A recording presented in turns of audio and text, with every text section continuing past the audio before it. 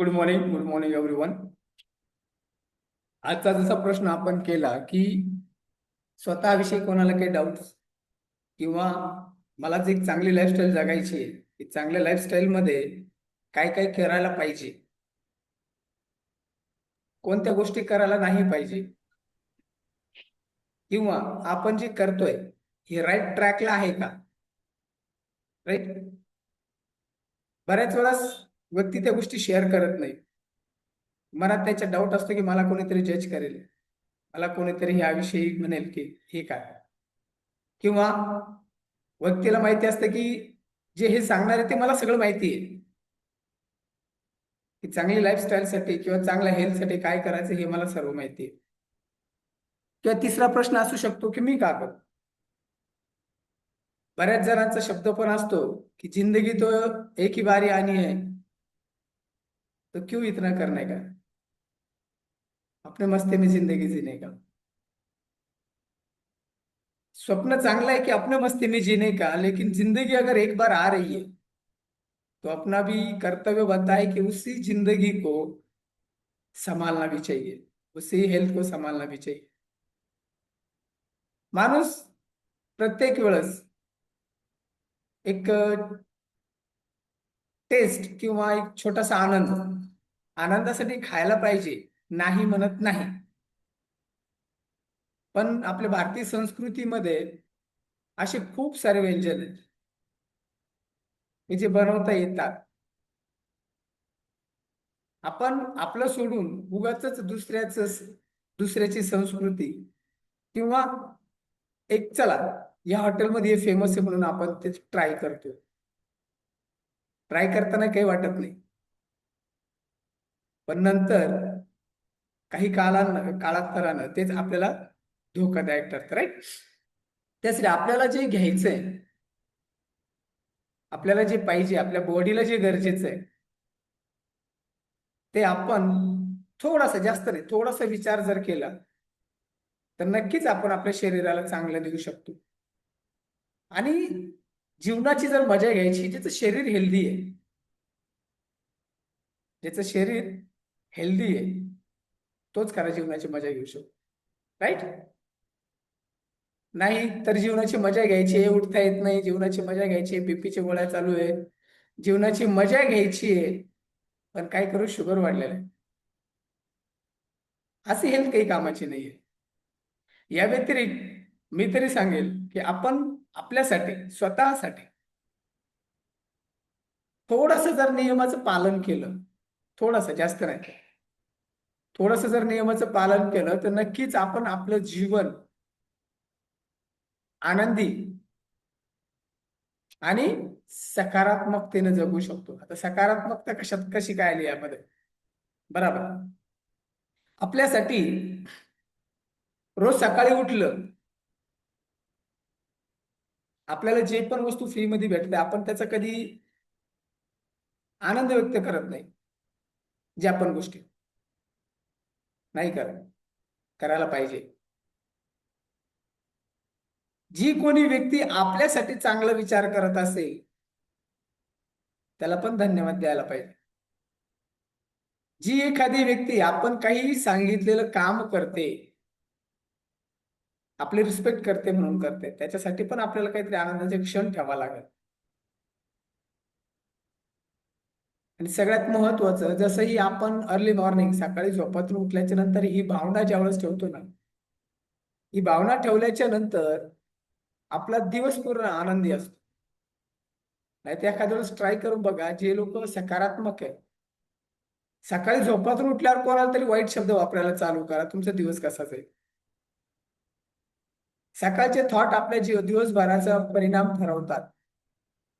आपल्याला काय करायचंय, त्यासाठी सकाळचे थॉट आपले कधी पण चांगले, सकारात्मक. त्यानंतर येतं बॉडी ऍक्टिव्हिटी. एक शॉर्ट मध्ये घेऊ. आणि बॉडी ऍक्टिव्हिटी बऱ्याच लोकांचा गैरसमज, गोड गैरसमज म्हणावं लागेल त्याला, की एक्सरसाइज केलं तर सर्व काही होतं. मग जर एक्सरसाइज केल्यानं, सायकलिंग केल्यानं जर हेल्थ चांगली होत असली तर जे लोक आज पण मॉर्निंग मध्ये सायकलिंग करतात, जे लोक फिरायला जातात, जे लोक रनिंग करतात, त्यांचं पोट कमी व्हायला पाहिजे, त्यांची हेल्थ सुधारायला पाहिजे.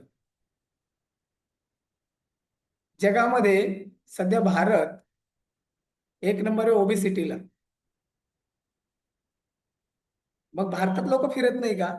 सकाळी तर सर्वच फिरतात ना, संध्याकाळी पण फिरतात जेवण झाल्यावर. म्हणून भारताचा ओबेसिटीचा दर कमी नाही झाला, उलट वाढतोय. बॉडी ऍक्टिव्हिटी आपण करतो, चांगली गोष्ट आहे. बॉडीला लवचिकता देण्यासाठी, बॉडीला ऍक्टिव्ह ठेवण्यासाठी बॉडी ऍक्टिव्हिटी गरजेची. पण सगळ्यात मोठा जो जीवनाचा आधार आहे, ऍक्टिव्हिटी केल्याच्या नंतर खायचं काय, सर्व चुका तिथं होत आहे. नाहीतर रनिंग करायची, रनिंग करून आलं की चला भजे पोहे या गोष्टी घ्यायच्या. सकाळी केलेली एक्सरसाइज आणि त्या एक्सरसाइज करत असताना आपल्याला डॅमेज झालेले स्नायू, डॅमेज झालेले आपले सेल्स, हे भरून काढण्यासाठी काहीतरी आहार लागेल ना त्याच्यासाठी चांगला. त्यासाठी आहाराचं सगळ्यात मोठं महत्व. आपण आपल्या कॉलवर एक्सरसाइज घेतो, आहार नियोजन कोणाला करायचं असलं तर पर्सनल कॉलवर काउन्सिलिंग आहे, राईट. पर्सनल कॉलवर काउन्सिलिंग, बिंदास या, वर्कआउट करा, नो प्रॉब्लेम. त्रास झाला तर सांगू नका. काउन्सिलिंग करायचे असले तर पर्सनल काउन्सिलिंग. त्यासाठी आहार आपण कोणता घेतो, काय घ्यायला पाहिजे, हे सगळ्यात महत्वाचं. आपण एक छोटासा मनाचा मोठेपणा सांगू किंवा अजून काही कारण त्याला सांगता येईल. लोक सांगताना सांगतात की मला सकाळी नाश्त्याची सवय नाहीये, मी सकाळी नाश्ता नाही करत. सगळ्यात मोठी चुकी. 10 घंटे तुमचं शरीर होल्डवर ठेवलंय, 12 घंटे शरीर होल्डवर ठेवलंय, त्यामध्ये जर नाश्ता नसेल करत तर सगळ्यात मोठी चुकी. वेळेवर जेवणाचं उपाययोजना झालीच पाहिजे, वेळेवर जेवण आपलं झालं पाहिजे. सकाळचा नाश्ता स्किप नाही झाला पाहिजे. संध्याकाळचं जेवण झोपेच्या 2 तास अगोदर झालं पाहिजे. त्यानंतर पुढचा जो पर्याय, पाणी. नियम, पाणी कसं प्यायला पाहिजे. बरेच लोक सांगतात नाही मला पाणी लागत नाही. स्वतःच्या स्किनकडे बघा, आरशात जाऊन. जे लोक पाणी कमी पितात त्यांची स्किन कशी आहे. पाणी कमी पिणं डायजेशनला अपचन, जे डायजेशनला त्रास होणं. पाणी कमी पिणं हार्मोन्स चे रिलीज होतात, त्याच्यावर इफेक्ट करतो. आणि हार्मोन सगळ्यात महत्वाचे, लेडीजसाठी पण आणि जेंट्ससाठी पण. त्यासाठी पाण्याचा वापर हा आपल्या शरीराला कमी नाही झाला पाहिजे. दिवसभरात 7 ते 8 ग्लास पाणी प्यायलाच पाहिजे. पाणी बसून प्यायचंय, पाणी घोट घोट प्यायचंय. मग पाणी प्यायचं सांगितलं म्हणजे एकाच वेळेस 2 किंवा 3 ग्लास नाही, अर्धा अर्धा ग्लास, राईट. अर्धा अर्धा ग्लास पाणी प्यायला पाहिजे. त्यानंतर येते झोप. साधारण 14 वर्ष वयाच्या, 10 वर्ष वयाच्या अगोदरच्या मुलांना 8 ते 10 तास झोपेची गरज असते. 8 तास तरी. पण 20 वर्ष वयापर्यंत, 22-25 वर्ष वयापर्यंत ही झोपेची मर्यादा कमी होत चालते. 7 तास, 6 ते 7 तास. 40 पर्यंत 6 तास, 40-45 प्लस जर गेलं, हळूहळू आपली ती झोप 4 ते 5 तासावरच येते. त्याच्यामुळे वयस्कर लोक बघितले असेल, सकाळीच उठतात, झोपायला जरी रात्री 12 वाजता झोपले तरी 3:30-4ला त्यांचा उठण्याचा टाइम झालेला असतो. वयानुसार झोप कमी होते. पण आपण ज्या एज मध्ये आहे, त्या एज मध्ये आपल्याला 7 घंटे किती 7 घंटे झोप गरजेची आहे, ती आपण घ्यायलाच पाहिजे. झोपेचं आणि आरोग्याचं एक दुसऱ्याशी असलेला संबंध खूप जवळचा आहे. झोप कमी झाली, मानसिक हेल्थ बिघडू शकते. झोप कमी झाली, डायजेशन बिघडू शकते. झोप कमी झाली, थॉट पॅटर्न चेंज होतात.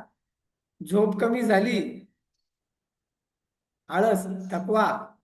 झोप कमी झाली, कार्टिसोल हार्मोन्स रिलीज व्हायला चालू होतात. कार्टिसोल हार्मोन्स ते हार्मोन्स आहे जे आपल्या शरीराच्या चारीबाजूला फॅट करतात. कोणता फॅट? चरबी ज्याला म्हणतो आपण. चरबी ज्यावेळेस जमा होते, फॅट जास्त वाढतो. वाढलेल्या फॅट मुळे सगळ्यांना माहिती काय काय त्रास होतो. त्यासाठी आपलं दिवसभराचं नियोजन हे आपल्याला ठरवावं लागतं. आपल्या आहाराचं नियोजन आपल्याला ठरवावं लागतं. अर्ली मॉर्निंग आपल्याला काय करायचंय आपल्याला ठरवावं लागतं. आणि जी व्यक्ती, ज्यांना वाटतं की माझं शरीर चांगलं राहायला पाहिजे, मी खूप दिवस चांगले असेल, किंवा मला जोपर्यंत जगायचंय तोपर्यंत मी निरोगी जगेल, असं ज्यांना वाटतं, ती व्यक्ती रोज सकाळी उठलेली असते.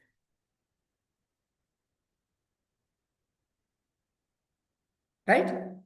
त्यासाठी आपलं शरीर आपली जिम्मेदारी.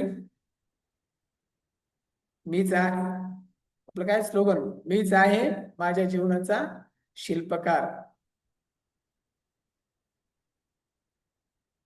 आहारातून आरोग्याकडे ह्या ज्या संकल्पना दिलेल्या आहेत, या पूर्ण भारताला लागू होतात. आणि रिसेंटली मोदी साहेबांनी कॅम्पेन चालू केलेला आहे. भारत हा ओबेसिटी मुक्त करायचा आहे. आहार नियोजन, न्यूट्रिशन, बऱ्याच वेळेस या बातम्या तुम्ही ऐकत असाल का? दूरदृष्टी, लोकांनी आपल्याविषयी विचार करावा. इतपत वेळ आली नाही पाहिजे. वेळ ही आपण स्वतः ठरवली पाहिजे की आता आपल्याला काय नियोजन करायचंय. ओके, मौज मस्ती करायची, नो प्रॉब्लेम, त्याला पण वेळ द्या. आणि जसे आपण आहार नियोजन करतो, तसं आपलं स्वतःची हेल्थ सुधारते, दुसऱ्याची नाही. जर आपण स्वतःसाठी जर वेळ देऊ शकत नसलो, मग त्याच्याकडे शब्द ते सांगायला पुढचे शब्द नाही. राईट? So guys,